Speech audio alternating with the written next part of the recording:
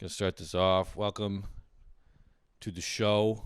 It's not turntablism. It's hip-hop. It's not turntablism. It's hip-hop. It's just what it is.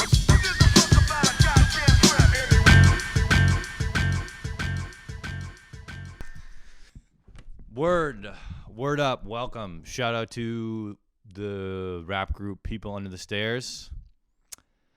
I sampled their song, The Double K Show, to do my intro, and I didn't ask for any permissions or anything, so hopefully I don't get wrecked. Great to be here. It's fucking morning. Shout out to my mommies. High and tight. Keep your jeans high and tight. Doing this podcast scares the shit out of me because I have to be really honest and tell all my crazy thoughts and feelings. Otherwise, it's fucking boring. And for a long time, I've hidden a lot of this shit because it's so fucking weird and crazy. I know what I sound like, when I talk about this shit on here. I know what I sound like. That's the whole point. It's hopefully that part makes it entertaining. Anyway, welcome to Things I Hate 10. Double digits, baby. I want to give a shout out to Matt Dickey for making me start this podcast, for my cousin Austin for believing in me and encouraging me, and to all you guys who listen to me and my dumb shit. It's barely a milestone, but double digits, man. Fuck. Happened so fast. Anyway, love you guys for listening. Let's talk about some dumb shit. Who has the energy to be racist? I barely have enough energy to hate myself. I was talking to, speaking of racism, I was talking to my friend. He's from Nigeria. And I was talking about going to Nigeria. And he was like, why do you want to go to Africa? Because I was like, yeah, I think it'd be really cool to go to Africa. And I was like, I thought about it for a minute. And I was like, I just want to get the fuck away from white people. And I was like, I don't want to go to Southeast Asia because it's played out. I don't want to go to Europe. Would still be really cool. I haven't been to too many places, but I was like, the two big ones kind of on my list are Africa and Mongolia. Because it's you fucking know you're going to see some shit if you go to those places. So that's what I said. But then I was thinking about it, and I think if I'm being really honest, the real reason deep down, is because I just think every black person is cooler than me. I just think they're cooler. And I know that's stupid, and it's so ignorant, and doesn't make any sense at all. But it's just it's one of those beliefs that is fucking dumb and wrong, but you still have it. And anyway, yeah, so I know that's wrong and stupid, but that's why I want to go. I want to go check out this culture that's so much cooler than mine. That's really the thing, and see all their cool music and fucking, I don't know. I'm going to stop here, I think, before I get into any trouble. Anyway, sorry. So I was talking to my buddy about this, and he's from Nigeria. And he was like, I was like, yeah, so can I go to Nigeria? How safe would it be? Blah, blah, blah. And he was like, oh, yeah, pretty good. And then he was like, yeah, it's okay. And then he took a pause, and then he looked at me, and he was like, well, you might die, though. I was like, okay, so I guess it's not that safe. Sometimes I look at my router because it's whatever, maybe my internet goes wrong, and you just look at it, and you're like, oh, well, there's lights on. Lights sure are on. It's just because it's you don't know what the fuck you're doing, you look at it you're trying to fix it, but you don't know what the fuck is going on. So the only thing that you can surmise when you look at it, just yep, just fucking lights are on. The lights are blinking. I don't know what they mean, but they're on and blinking. That's all you can do. I heard somebody say somewhere recently, they're like, oh, I don't know shit about that. It was math or history or something. I don't know fucking anything about history. They're like, ask me any historical question. I don't know shit about it. And I was like, dude, your confidence in your ignorance is obnoxious. It's if you don't know shit about it, you can just say that once, or just be like, I'm not very good in this subject. You don't have to be like, I don't know fucking anything. I'm the most ignorant when it comes to history or mathematics that you'll ever meet. I don't know fucking shit. And then I realized that energy is the same type of obnoxiousness as people who are I know everything about it, right? Because they're both brags, just at opposite ends of the spectrum. So somebody's like, yo, I fucking know everything about history. I can tell you anything. And you're like, all right, bro, shut up. Or someone's like, yo, I'm so ignorant. I don't know shit about this. And you're just like, dude, it's just obnoxious. I don't really care either way if you know it or you don't. It's just like, shut up. Don't be so proud about not knowing shit. You know what I mean? Like, it's fine to just be like, I don't know about that, and then not be like, I don't know fucking anything about it. So how I get all this bullshit is like through the week, I have 2 whiteboards, and I just write down whatever dumb thought comes in my head, and then I talk about it. So I just wrote down this week, it's insulting to say I don't like you, which I think is true. I think that's like, if you just look at somebody straight in the eyes and you're like, hey, I don't like you. I don't like what you are. I don't like who you choose to be. That's really insulting. You know what I mean? It's better like, you fucking piece of shit, like fuck your mother, like you stupid ass, like dog licking psychopath lollipop fuck, you know, like it's better than any insult you could come up with. If you just look at somebody in their face and you're like, hey man, I don't like you and I don't like the things you choose to be. That's a big time insult. For me anyway, I'd be fucking crushed if somebody said that to me. Holy shit. Juicy by Biggie is a fucking dope song. And I just say that because I hadn't listened to it in a minute, and then it came on, and I was like, fuck. And then I really started to like relate with it because he's like, yo, like this is dedicated to all the people in the struggle, like blah, blah, blah. And I was like, damn, like I'm relating to this so hard. And then I was like, why can I relate to rap and the struggles of an inner city crack dealer so hard as a white affluent person in Canada? White affluent person in Canada. And then I was like, oh, it's because rap is like art from underdog. It's art from like an oppressed people. And so when a person hears the like tones and themes in this art of like oppression and being oppressed and like raging against your oppressor, that is a relatable idea. Even if your like oppression for me is like your parents like not supporting your comedy career or something like that. Even if your struggles are like minor compared to black people in the States, it's still like relatable. And you're like, yeah, like I'm oppressed too, and like I want to fight back and do better. And so I mean, like maybe this is all very obvious, but I just like, it kind of struck me. I was like, how the fuck can I relate to this when I'm like, I'm not black, I don't sell crack, I'm not poor, like blah blah blah blah blah, all this shit. And then I was like, oh yeah, it's because of the oppression. So anyway, that song is fucking dope. Rest in peace, Biggie, and thank you for the dope art you gave. So I work in tech.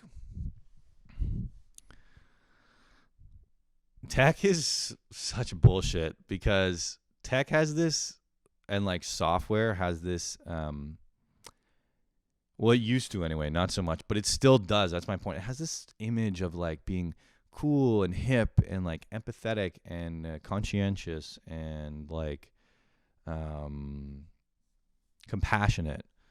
But the thing is like, it's the biggest scam of the 21st century, because what's happened is these huge corporations and this huge industry and this huge just like classic capitalistic consumerist industry has like eluded scrutiny and has been able to put on this mask of this like cool hip thing, when in reality the life inside of these companies is just as corporate as like the cubicle farms of the 90s. There's no fucking difference. They've just like dressed it up in fancier offices and put out like free snacks and, oh, we have a kitchen. Oh, fucking whoop-de-doo, bro. Who gives a fuck about your kitchen? Pay me more, give me fucking time off, and treat me like a fucking human. I don't need bagels, you know? I don't need fucking crackers. I don't need that shit. I can buy crackers and bagels at the fucking store if I want them with the money that I wish you paid me. You know what I'm saying? It's fucking ridiculous. And it's like, and then on top of that, you get like every fucking tech company has like axioms or like morals or like rules, and they're like their corporate identity or their company culture. Holy fuck. Which is like fine. if you're going to have a company culture, but most of it is bullshit and it's just not abided by. You know what I mean? Or most of it is like vague and just not like what the fuck does that mean? You know, like we're about emotional synergy. What the fuck does that mean? Like, you know what I mean? A lot of this shit could be, a lot of these fucking company culture things could be like really just need to be like shaved down and more honest. Like I would love to hear a company culture where they're like, we're about abusing employees and profits. And then I'd be like, okay, well, thank you for being honest. You know what I mean? Because that would be way more refreshing than a company's like, we're about a team spirit and about driven, passionate focus that does it through human connection. And you're like, what the fuck does that mean? And then you go there and they're like, yeah, you're going to be working like 8 days a week, 120 hours a day. So like, you know, fucking deal with it. You know, some honesty, some corporate honesty is definitely lacking, which like maybe this is totally naive and will never happen. But like, if you're going to fuck me, just tell me you're going to fuck me. So at least I can, you know, lube up and prepare for it. This is kind of like talking about apps and phones and shit. The real danger, I think, with apps and phones, it's this you know, easy affirmation that we get through likes and dings and whatever notifications. And then not only that, but it punctuates your activities. So, you know, I'll wake up, I'll check my phone, get a little hit of affirmation, and then I'll go like brush my teeth, make my bed, maybe cook breakfast. But while I'm doing these activities, I can feel myself racing towards the next check, the next hit. And oh my God, as I'm describing this, I sound fucking addicted. But the thing is, I think a lot of people are addicted and don't even realize it. And I'm trying really hard to delete all my apps. I still have my Instagram account, but I'm trying to delete it when I'm not using it. And then I had a bad day the other day, and I was off the dating apps, you know, and then I got back on the dating apps and talk about like gamified approval and affirmation, which for me is like I fucking live for approval and all this shit. So it's like it's all this gamified approval affirmation, and the dating apps are just, oh God, they're not a good place to be on. I should probably get off them again. But anyway, I was just like, holy shit, this is so bad. And it really struck home for me because of like how distracting it can be. I need my phone to log in at work because we have like two-factor authentication. And I was on the app to log into my phone at work. I was just trying to use the app, and then I was like, oh, Instagram, and I'll just check Instagram. And I saw this post by this guy I follow, and he's like this CEO that took a huge pay cut so that his employees could have livable wages. And he had this post about, what the fuck was it about? It was about the opioid crisis and how pharmaceutical companies have pushed drugs and made a ton of money off people being addicted to opioids like Oxycontin. And then he was like, he made this post about it. And then I saw that and I was like, fuck yeah, I got to spread the word, which that's a whole other discussion. Like, is that even do anything to like repost this? You know, like sometimes I feel like such an asshole if I ever post anything like that, because it's like, what the fuck is that even doing to be like, you're like spreading awareness. I guess it's legit. I just feel like it's like, what do they call it? Slacktivism. Yeah, I feel that hard. It's just like, yeah, you're kind of doing it, but I guess it's good. Anyway, I was like, oh, I should post this fucking story to be like, to let people know. And and then I was like, yeah, fight the fucking opioid crisis. And all this just came from trying to log in to my work stuff, right? Like, that's fucked. It should just be like, dog, I just need to log in. You go log in and you do your shit. I don't want to switch into such a fucking high intensity gear from just logging into my work. I don't want to go from mundane to like, you know, humanitarian diehard cause. It's so fucking intense.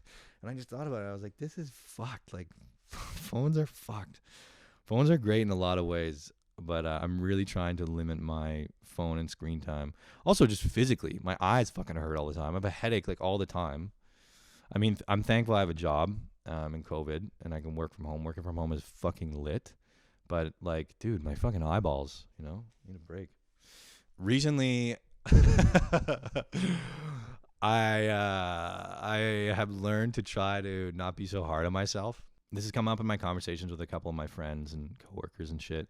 Actually, my manager was like, brought this up to me, which was great. Shout out to my manager. Like, I always am pretty hard on myself. I'm sure even on this podcast, I'll be like, oh, Tom, you're such a fucking idiot. You know, you say shit like that. And I say that like a lot. I'll be like, oh, you fucking dumb piece of shit. Like, right to me, like, you dumb bitch, you idiot. And I realized, like, that's pretty intense. To be calling yourself like a fucking moron 24/7. And I realized it because I imagined, like, if I called my friends fucking morons like 24/7. And then I was like, oh man, that's probably like pretty intense. And like, we could all probably, like me included, we could all do without having that. I was just like, fuck, like, I should definitely chill out and be easier. Because the other thing too is, like, when you're really hard on yourself and you talk a lot of shit to yourself, what you're doing is, like, you're putting yourself down, and you're like, you're ranking yourself, kind of, right? You're saying, like, I'm shit. And if you're shit, it implies like you're bad or you're worse, which implies kind of like a scale of people, right? Because if you're bad, you have to be at the bottom, and there has to be somebody at the top, right? Otherwise, you're not bad, because bad is relative. So if you're bad, there's a scale, which means you're now ranking yourself in a hierarchy of people, which means you're not only ranking yourself, but you're ranking others, which is bad, because you're essentially judging other people, right? Because if you say, oh, like, I'm a piece of shit, you're going to look at somebody else and be like, oh man, well, at least I'm not that guy, because that guy's a real piece of shit, which is awful and not good, because I don't know anything about people's lives. Who the fuck knows what they're going through, right? And the other way too is, like, if you say, oh, I'm a piece of shit, look at that person, they're so much better than I am, which is not good, because then you develop this unhealthy attitude towards that person or people. And also, those people are probably not as good as you think. Everybody does bad and dumb shit, you know what I mean? So I think the most detrimental, I mean, talking shit to yourself is necessary sometimes, but it's detrimental. And I think the most detrimental part is if you talk shit to yourself, by default, it enforces this creation of a hierarchy of people, which is not good. So yeah, I'm trying not to talk shit to myself. So I'm replacing, like, when I say, like, Tom, you big fucking dumb idiot, instead of saying that, I go, Tom, you regular human. And I've been calling myself a regular human a lot. So I'm getting old. I'm in my last year of my 20s, which is sobering and a little bit depressing, but also a little bit exciting too. But tough. I'm going to be 30 next June, and I'm starting to feel my age a bit. I wrote here, like, food and sex are switching. Because, like, I've had sex. I've had a lot of sex, in my opinion. And when I was a kid, it's like, or like a teenager, you're like, I can't wait to fuck it. I'm going to fuck it. And it's also like, there's this whole thing about, like, having sex and getting laid as a dude that's, like, makes you cool and sick or whatever. So a part of me was like, oh, I gotta be, in order to be the best, in order to not be shit, right, from the talking shit to myself, I gotta get laid a lot so that I'm cool and, like, suave and charming or whatever. And I kind of did that. I hoed it up for a while, and then after you do that, you realize, like, obviously, you're like, oh no, this is actually not that sick, and, like, not that great. And yeah, like, it's better. I mean, it's pretty obvious, but it's better to have sex with somebody who you really care for. Today on Things I Hate, remarkable new discoveries by Tom Murphy. It's actually better to have sex with somebody who you truly care for, as opposed to meaningless intercourse with strangers. Shocking developments. Stay tuned for more, right? Fuck. Anyway, so yeah, and even, like, physically, like, oh my God, sex is so good. And now it's like, it's good, but the emotional connection matters. Anyway, you get the point. So this fucking fruit fly, look at this bitch. Oh yeah, suck my dick. Fuck you, you stupid bitch. Yes, get fucked. Fly in the middle of my shot during my fucking podcast, you bitch. Oh, I just thought like somebody was saying like, oh, millennials are spoiled, and like I think we are spoiled, but it's like I don't think it's that bad if like some of us were like spoiled or helicopter parented. Because I was thinking about kind of like moral growth. You know, like imagine your parents, right? And the kind of love that your parents got, and how that relationship was, right? And then compare that to the relationship you have with your parents. It's probably like worlds apart, right? And I would argue that hopefully it's better. I mean, I feel like, sure, in a lot of cases, probably some parents will treat their children worse than their parents treated them. But I feel like that's rare. I feel like usually, even if your parents treat you poorly, it's still an improvement from how they were treated. And again, not to say that my parents treated me fantastic. I love them. They're great. But it's like, you know, just speaking about the idea. And I feel like, you know, every generation, your parents will kind of treat you like, what I'm saying is like we're evolving emotionally. We're evolving emotionally and morally. If you think about how relationships worked in like the 1800s, you know, where people are like, I fancy you, or like, I guess that's the 1920s. Like, oh, I fancy you, see? And like, we're going to get married and have kids, but never speak to me about your inner thoughts. Just sit there and cook dinner and I'll fucking smoke and read the paper, you know? And like, there was no discussion like these. That was like communist and crazy. So I think kind of what made me happy when I was thinking about, you know, people saying millennials are spoiled is like kind of the inverse of that, is that like millennials are, you know, snowflake, very sensitive. I think there's some truth to that, but I don't think it's a bad thing, because it's like, dude, yeah, we're sensitive because humans are sensitive in general. But we should all treat each other better, myself included. I'm trying to learn how to treat people better. So that was kind of a little positive thing. I only have a couple more things, guys. Momisms is something that I call shit that your mom told you that was probably exaggerated or maybe a little more intense than necessary. For example, my mom told me, like, the number of times she told me that I would choke on a bone from chicken or salmon is astronomical. And I have never come close to choking on a bone from a chicken, or especially salmon. Salmon bones are like almost noodles. I don't know how she thought I was going to choke on that shit. I mean, maybe it happens, but salmon bones are like tiny, tiny little things. It'd probably dissolve in your mouth. I haven't tested it. I'm speaking from ignorance, but it's usually funnier that way. But anyway, yeah, man, I'm never going to come close to choking. I've never, touch wood, I've never come close to choking on that. She told me not to pick up stuff on the ground or eat it because a dog could have peed on it. And she said that so much that in order for that to be true, there would have to be like patrols of dogs with scheduled shifts peeing on everything on the ground, right? There's no other way, because she would be like, dog could have peed on that, dog could have peed on that.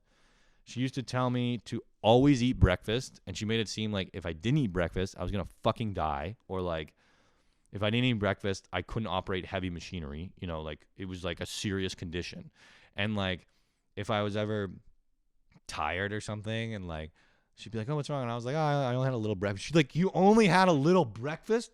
Are you out of your fucking mind? You know, like shit like that. And then she would say, put your name on everything so that it doesn't get stolen. And I always like to picture like somebody breaking into my house, like, oh yeah, like here we go, motherfucker. And they pick up my shit and they're like, fuck, he's got his name on everything. What the fuck are we gonna do now? You know, we can't fence this shit. Oh my god, it's morning. I'm fucking yelling. I'm sorry. I think the walls are pretty thick. Whatever. Anyway, so yeah, that's what I call momisms. They're great. I love you, mom. I love you to death. You fucking sweet lady. I'm an intense guy, in case you haven't picked up on that. And I care about the environment, and I want to make it good. So I try to reduce my waste as much as I can. And I try to notice ways that I'm causing waste and then reduce it. For example, I switched to a fucking cool old shaver so I don't have to buy disposable razors. I already talked about how it's debatable. I got a fucking cut on it. But anyway, the point is the waste is down, so that's good.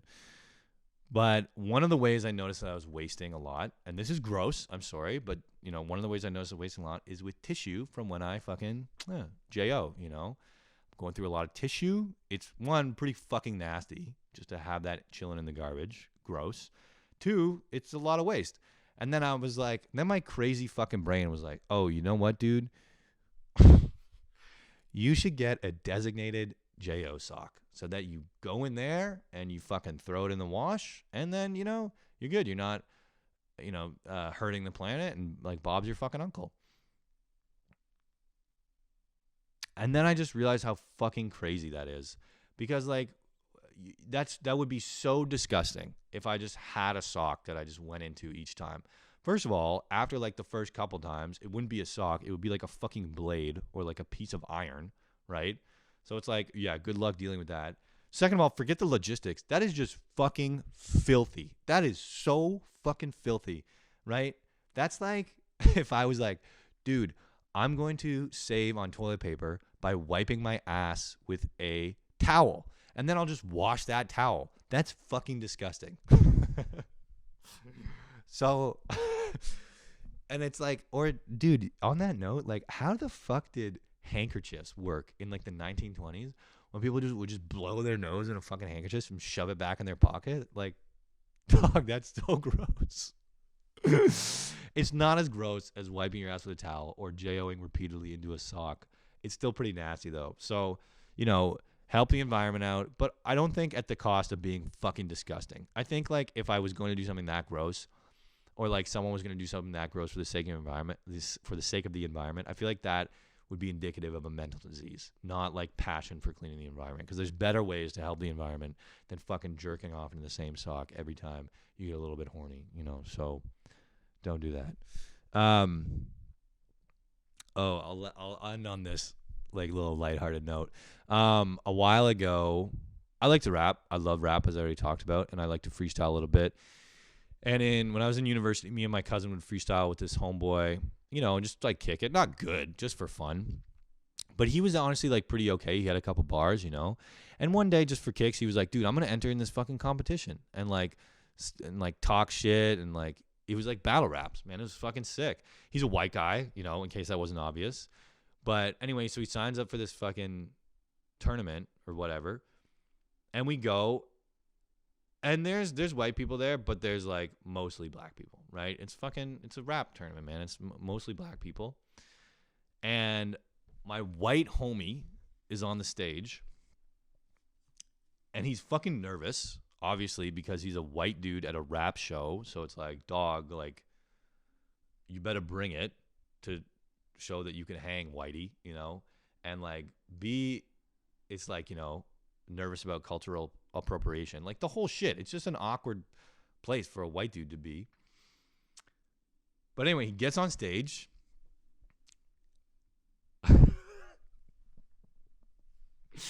He gets on stage, and he goes again. Steps up to the dude, and I think the guy goes first, his like opponent, and then he steps up and he says a couple bars, right? And he's like, "Yo, like."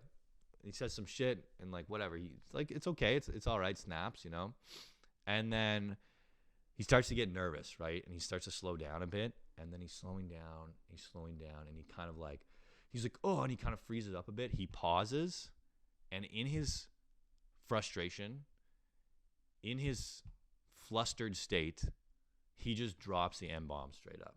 Just the whole crowd.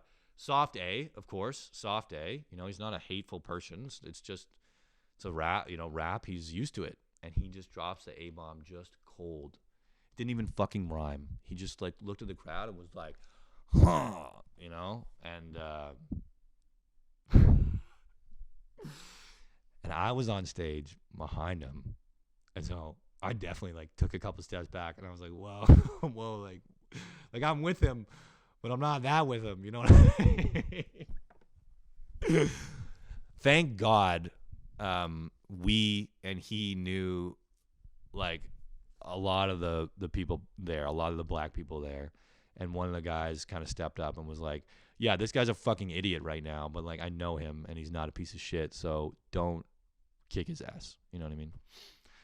So that was really funny, and I'm so lucky that I got to witness that. That was hilarious. And of course, he just couldn't. I don't even remember if he finished. I think maybe he did, but anyway. So that happened, and my cousin was there with me on stage. He saw the whole thing going down too. So I call my cousin last night just to chat, and we just talk about shit like this. And then he was like, "Yeah, man, like I'm listening to rap, but dude, I'm trying really hard not to say the N-word anymore." And I was like, again, soft A, but just singing along, because it's not okay. It's not okay to say the N-word at any time, even if you're singing along. You can't do it. So he was like, I'm trying not to say that. And I was like, word, like, that's great. Me too. I'm trying not to say that. And then he was like, yeah, man. Because I was just thinking about that time, with Homie when he was rapping on stage. And I just really don't want that to happen to me. And I was like, dude, it's fantastic that you are, taking these steps to be more aware and not, support systemic racism and just not say the N-word. But I feel like you should have a different reason for doing it than wanting to avoid personal embarrassment. You know what I mean? But nah, he's good. He's doing it for the right reasons. And I fucking love you, buddy. Anyway, I think that's it. We covered some pretty intense shit. Don't cancel me. I think I did. I think I was pretty okay on everything. Hope I wasn't too ignorant. Yeah. I love you guys. That was Things I Hate 10, double digits, gang. I'll see you guys next Sunday. Mwah.